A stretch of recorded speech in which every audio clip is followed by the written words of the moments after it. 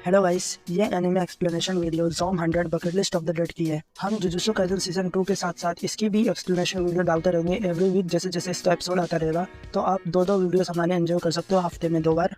और अगर आपको कोई सजेशन है कि हम कोई एनिमे एक्सप्लेन कर सकते हो तो प्लीज़ आप हमें नीचे कमेंट में बता सकते हैं। तब तक के लिए हम वीडियो शुरू करते हैं और एपिसोड 1 का एक्सप्लेनेशन स्टार्ट करते हैं। तो एपिसोड की शुरुआत में हमें बंदा दिखाया जाता है जो डर के मारे इधर से उधर भाग रहा होता है शहर के बीचों बीच, क्योंकि पूरे शहर में ज़ॉम्बिस भर चुके होते हैं और वो नॉर्मल ह्यूमंस को मार के खा रहे होते हैं एंड उन्हें भी ज़ॉम्बिस बना रहे होते हैं। और वो बंदा बच के जैसे तैसे करके भाग रहा होता है। सभी ज़ॉम्बिस उसके पीछे पड़ जाते हैं और वो चिल्ला के कहता है कि मैं ये सब और नहीं झेल सकता, ये तो एक जिंदा नर्क की तरह हो चुका है, ये तो एक लिविंग हेल बन चुका है। फिर सीन कट होता है और हमें पता चलता है कि ये सब टीवी पर दिखाया जा रहा होता है। जिसे देख रहा होता है हमारे कहानी का मेन कैरेक्टर जिसका नाम अकीरा होता है। वो एक ऑफिस में काम करता है और वो कहता है कि ये ज़ॉम्बी वर्ल्ड मूवी में एकदम स्वर्ग जैसा है, काश मैं वहाँ पे होता।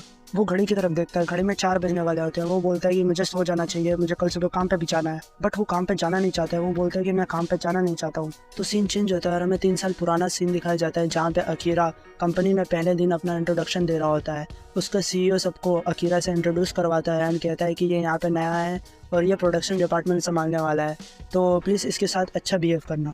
अकीरा काफ़ी खुश होता है। उसकी जॉब का पहला दिन होता है। वो सबसे मिलने जुलने की कोशिश करता है। ऑफिस में वो एक लड़की से टकरा जाता है। उसकी फाइल उठाते हुए जब सॉरी बोलता है एंड उसकी तरफ देखता है तो वो उससे लव करने लग जाता है। उसको पहली बार में इससे प्यार हो जाता है। लड़की जिसका नाम सावरी होता है अपना इंट्रोडक्शन देती है और बोलती है कि मुझे तुमसे मिलकर काफ़ी अच्छा लगा। अकीरा भी उसे अपना इंट्रोडक्शन देता है और बोलता है कि मुझे भी आपसे मिलकर काफ़ी अच्छा लगा। जब वो चली जाती है तो अकीरा बोलता है कि वो काफ़ी क्यूट है। सीन चेंज होता है और हमें दिखाया जाता है कि सभी न्यू जॉइनिंग की खुशी में पार्टी कर रहे होते हैं। अकीरा भी सबसे घुलने मिलने की कोशिश करता है। वो देखता है कि मिस ओइतोरो भी वहाँ पे आई होती है एंड उनको देख के बोलता है कि वो काफ़ी क्यूट है, वो बिल्कुल मेरे टाइप की है। उनको इम्प्रेस करने के लिए मैं काफ़ी मन लगा के काम करूँगा और उनको इम्प्रेस करूँगा। पार्टी खत्म करने के बाद अकीरा सबको थैंक यू और गुड बाय बोल ही रहा होता है कि तभी सब बोलते हैं कि जॉब का टाइम हो गया, चलो काम पे चलना है। ये सुनकर अकीरा थोड़ा शॉक्ड हो जाता है एंड बोलता है कि क्या वापस काम पे जाना है। एंड सभी काम पर चले जाते हैं। अकीरा परेशान हो जाता है कि उसको पहले ही दिन अपने जॉब के पहले ही दिन काम करना पड़ रहा है, वो भी नाइट शिफ्ट है। अकीरा अपना काम करना स्टार्ट कर देता है। अकीरा को लगातार 2 दिन तक काम करना पड़ता है। वो 2 दिन तक लगातार जॉब करता रहता है। अपने पहले दिन ही आने पर 2 दिन लगातार जॉब करने के बाद अकीरा अपने घर पहुंचता है एंड थका हारा जाकर के बिस्तर पर लेट जाता है एंड सो जाता है। अगले दिन अकीरा उठता है, उसको जॉब जाना होता है लेकिन वो जाने का बिल्कुल भी उसका मन नहीं कर रहा होता है। लेकिन वो कॉन्फिडेंट होकर के उठता है और बोलता है कि मैंने इस जॉब के लिए बहुत मेहनत की है, यही मुझे शुरू से करना था, यही मेरा ड्रीम था। इसलिए वो उठता है एंड जॉब के लिए वापस जाता है। वहाँ जाकर के उसको पता चलता है कि वहाँ के सारे एम्प्लॉय काफ़ी ज़्यादा काम करते हैं, मतलब 3-3, 4-4 दिन तक। कोई 150 घंटे, कोई 120 घंटे काम करता है। अकीरा ने सुना था कि ये कंपनी काफ़ी ज़्यादा मतलब दूसरी कंपनियों से काफ़ी ज़्यादा अच्छी है, इसलिए उसने यहाँ पे ज्वाइन किया था। लेकिन उसको यहाँ की ये सच्चाई पता नहीं थी। उसका चीफ भी उसको काफ़ी मतलब भड़कता है एंड उसका चीफ एकदम मौसम की तरह उसका मूड बदलते रहता है। लेकिन फिर भी अकीरा को वहाँ पे काम करना पड़ता है। अब अकीरा को वहाँ पे काम करते हुए 2 साल हो चुके हैं।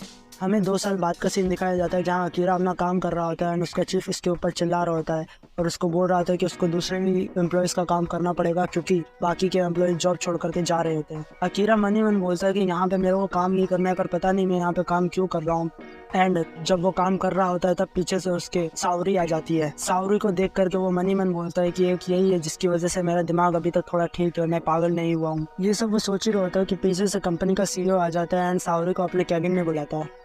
केबिन में बुलाने के बाद सावरी एंड सीईओ के बीच में इंटीमेट सीन होता है जिससे पता चलता है कि सावरी सीईओ की गर्लफ्रेंड है या साइड चिक कह सकते हो आप इसको। फिर हमें अकीरा का सीन दिखाया जाता है जहाँ पे वो जॉब से घर जा रहा होता है एंड बोल रहा होता है कि मैं अभी तक ये जॉब क्यों कर रहा हूँ, मुझे समझ नहीं आ रहा है। और ये करते हुए थके हारे वो जैसे तैसे घर पे पहुंचता है। फिर हमें तीसरा साल दिखाया जाता है जहाँ पे फिर से अकीरा काम करके आता है, अपने चीफ की डांट खा के आता है एंड काफ़ी थक हार जाता है एंड वापस जॉब से घर आ रहा होता है। घर आके फिर से वो टीवी देख रहा होता है और टीवी पे ऐड दिखाया जाता है जहाँ पे एम्प्लॉयज़ को एकदम माइंड कंट्रोल किया जाता है, ऐसा कुछ करके ऐड दिखाया जाता है और वो उसको देख रहा होता है। शो देखने के बाद वो सो जाता है एंड सुबह 6 बजे उठता है।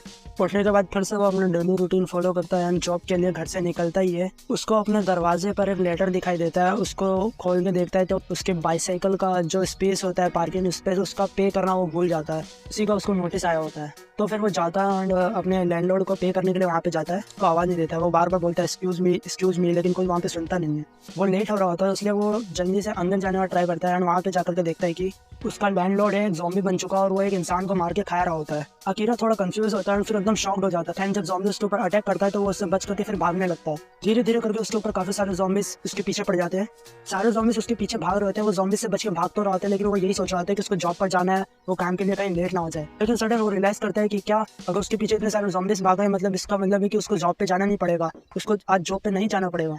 ये रियलाइज़ करने के बाद इतना खुश हो जाता है और जोर से चिल्लाता है एंड खुशी के मारे बिल्डिंग के ऊपर से कूद जाता है।